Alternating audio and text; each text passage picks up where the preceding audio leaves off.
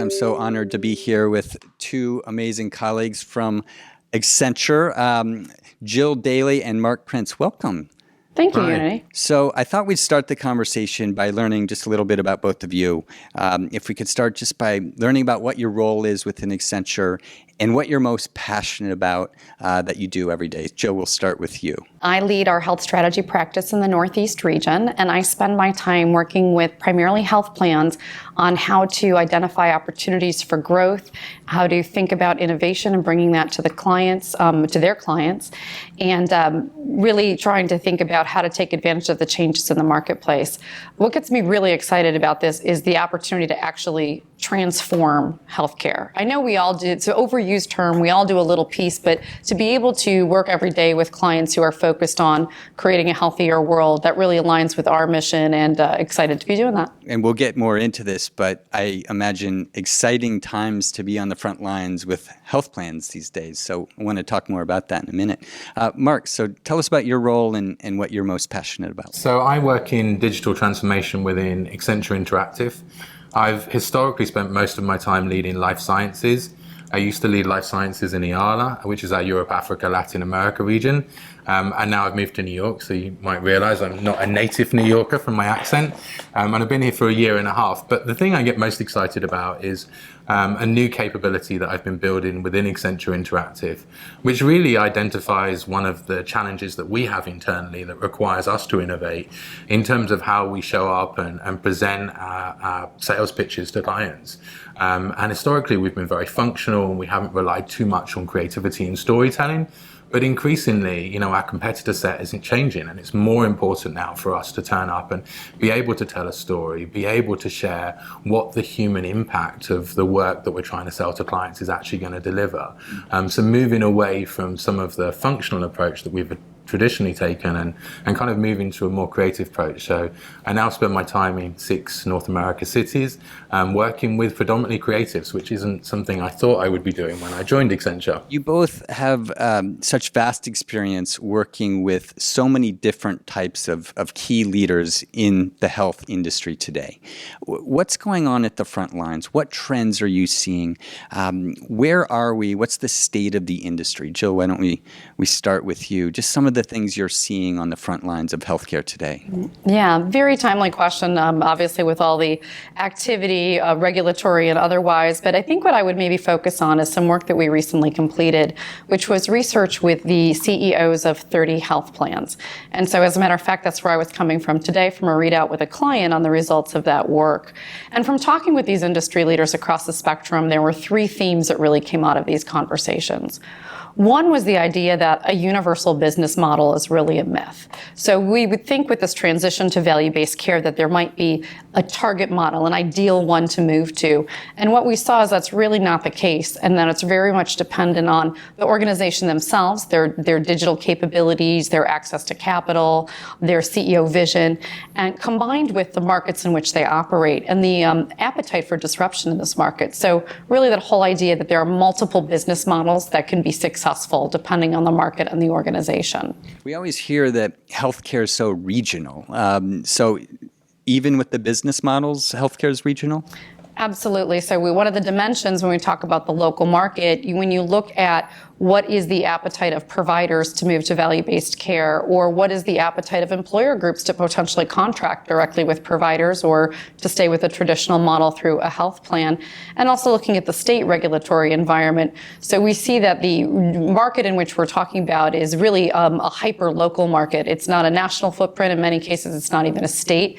It's a particular geography and set of systems and plans working together. Mark, so what are you seeing on the front lines today? And you talked about storytelling. I'm wondering if storytelling is also regional in terms of what really resonates. Yeah, I mean, I think storytelling is important for everybody. I think, kind of focusing on, patients or humans and understanding what are the real needs and how we're going to meet those needs is increasingly important for all industries, but certainly in life sciences. And I think we all know that, the reliance on kind of new breakthrough products in pharma is really shifting away now to much more targeted biologic products, which cost a lot more to develop and therefore an awful lot more to prescribe. And you also have to target patients a lot more than you used to before and demonstrate your value.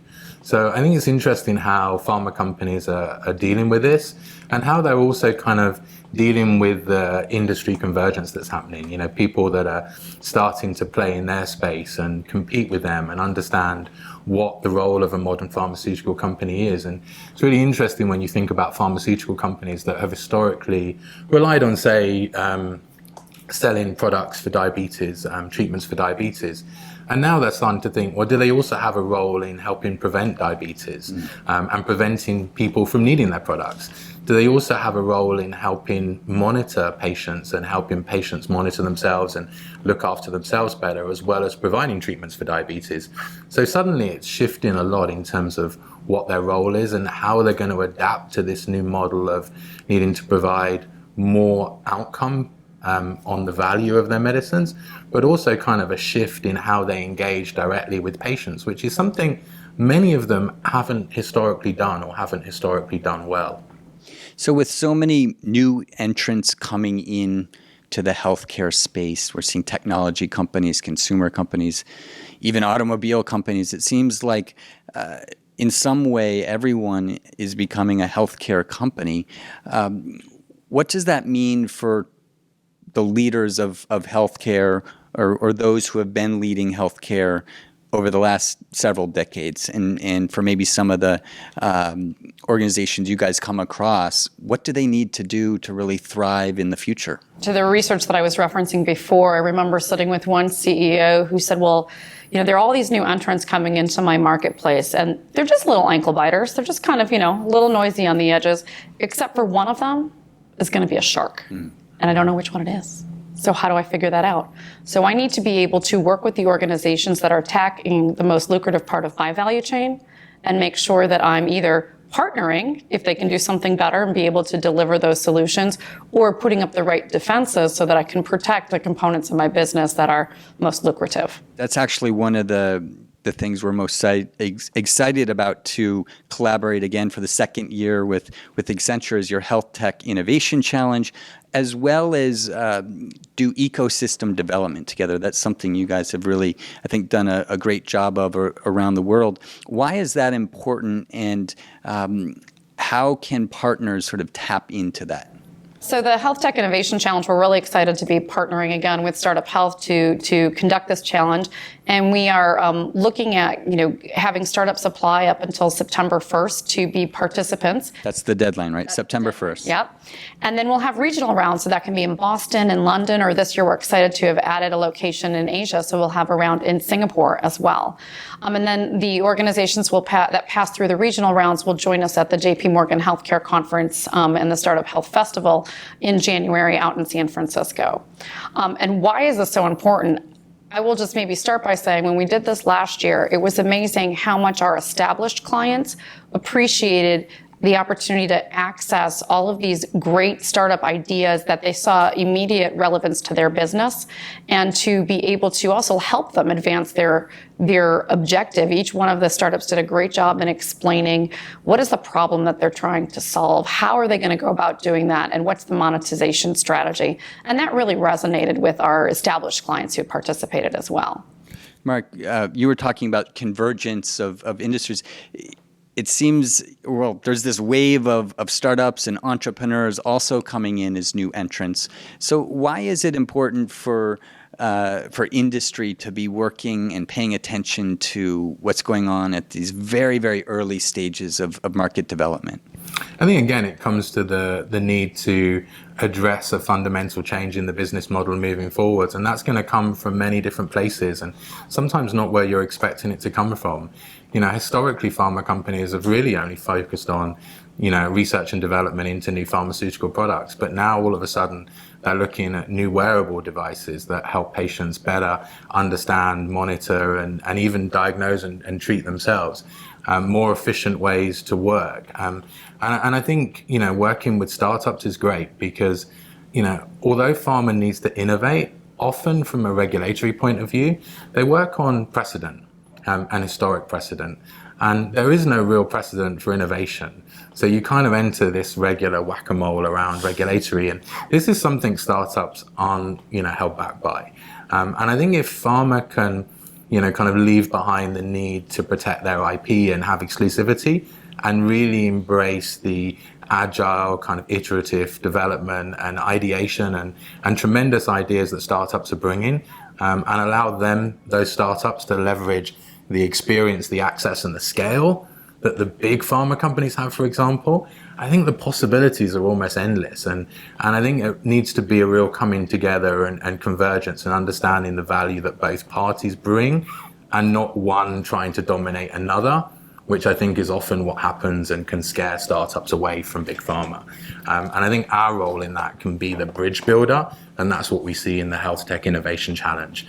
Being the bridge builder to bring those two groups together and try and help mediate that partnership in the best way we can to drive the outcomes that pharma needs, startups need, and actually more importantly, we all need as patients. That's the most important thing.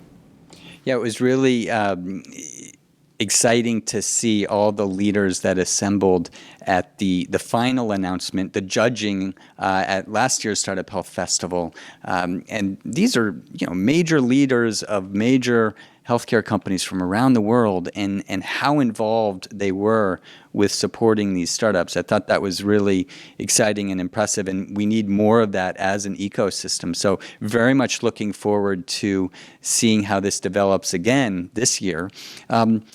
Any other tidbits on what's new, maybe types of companies or entrepreneurs you're hoping that participate? It's global this year, going to be in Singapore for one of the, I think, first calls for judging is in Singapore. Are any other things in particular that you're looking for? I would really like to see some surprises. Back to that kind of notion of industry convergence, I would really encourage entrepreneurs and startups out there that are in the growth phase, that have a beta prototype, to really think, how could this apply to health or life sciences? Even if it's not necessarily the applicability that initially the business case or the plan or the prototype was designed to do. Because I think, we are seeing surprising things happen all the time.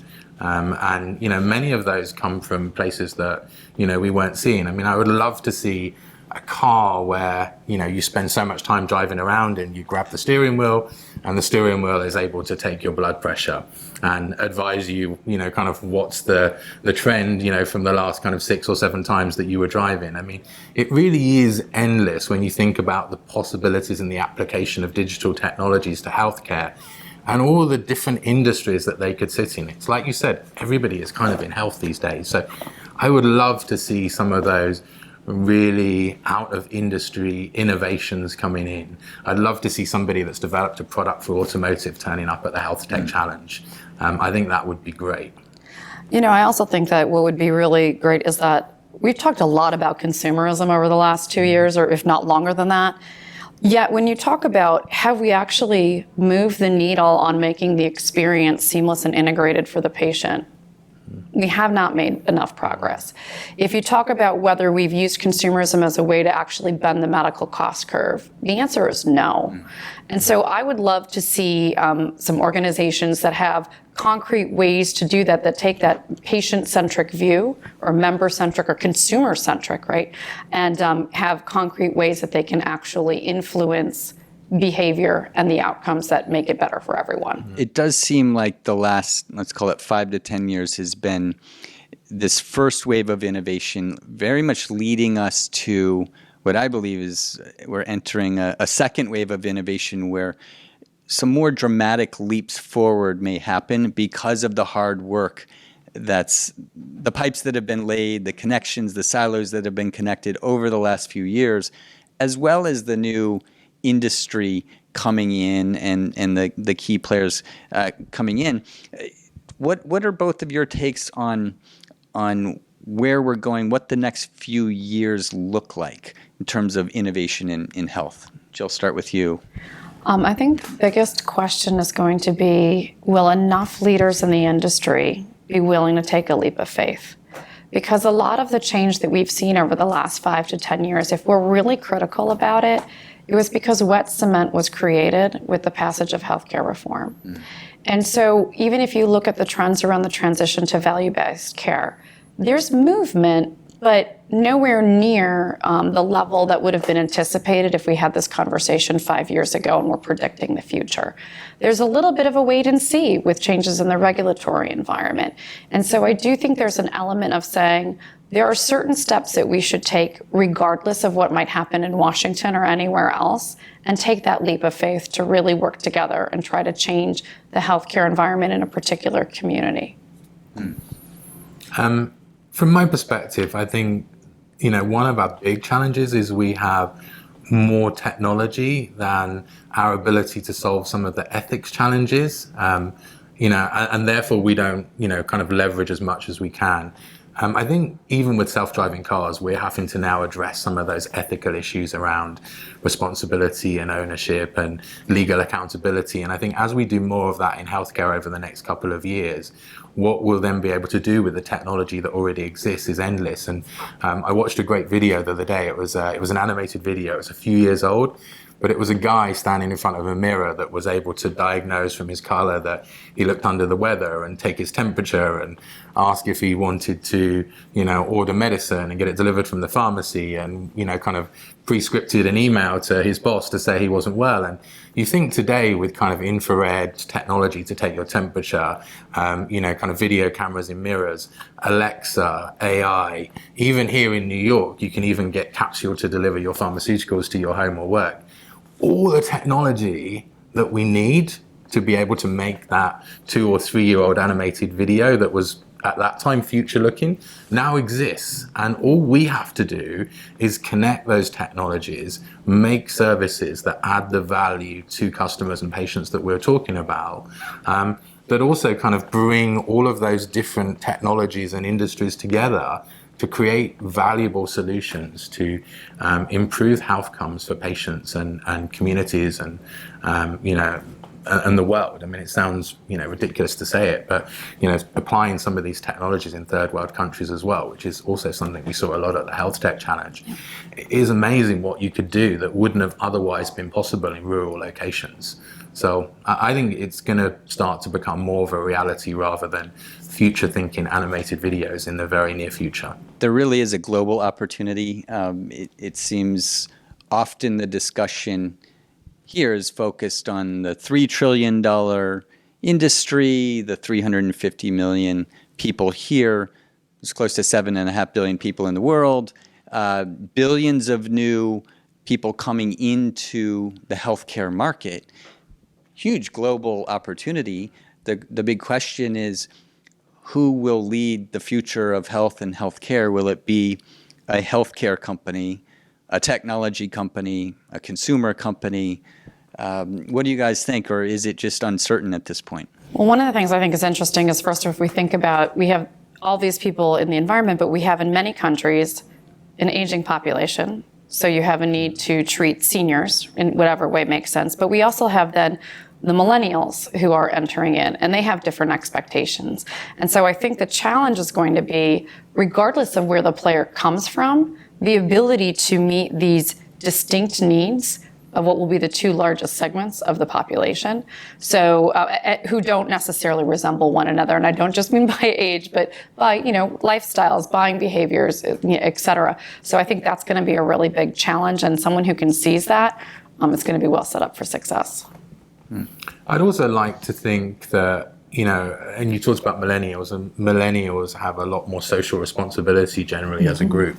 And I think it's also interesting, not just how we would capitalize on the rest of the world and third world countries, because I think we also have a responsibility, a social responsibility. Would I choose one drug or service over another if I knew that my choice was helping 5 people in another country that were less fortunate than me?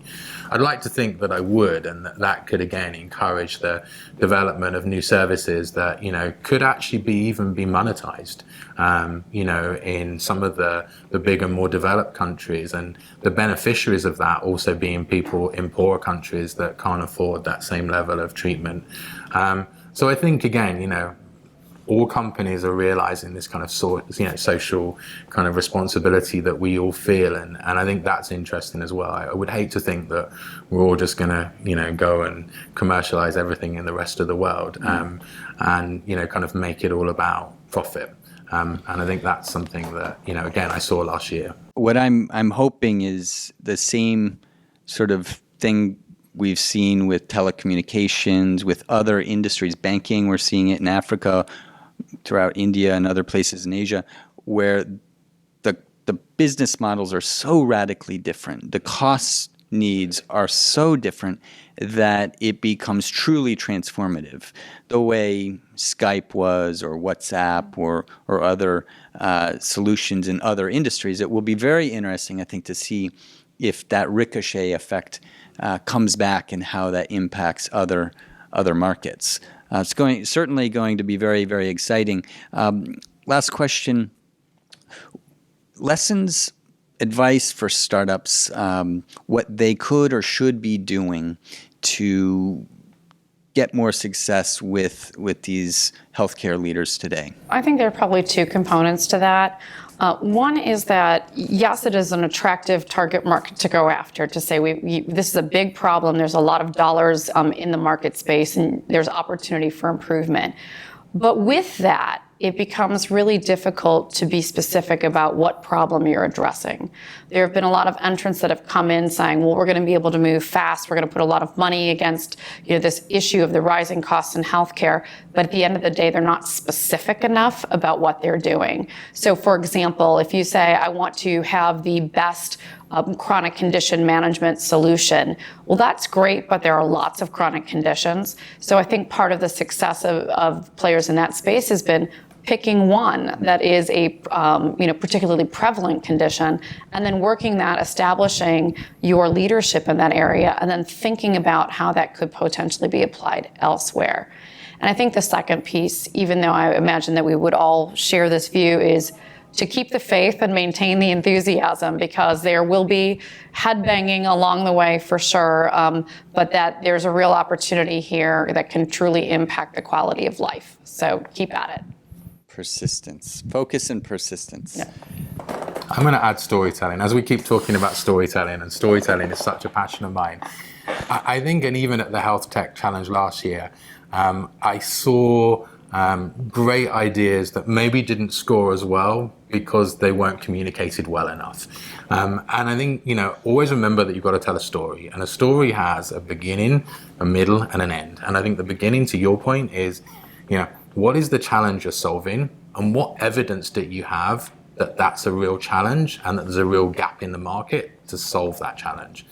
Next is, how are you going to do it? And how is the way that you're going to do it unique or innovative or better than somebody else that's also trying to solve the same challenge as you? And then the final thing is, what is the outcome? What is the outcome for people that you're asking to invest in your business? But also, what's the outcome for humanity? What's the outcome for patients?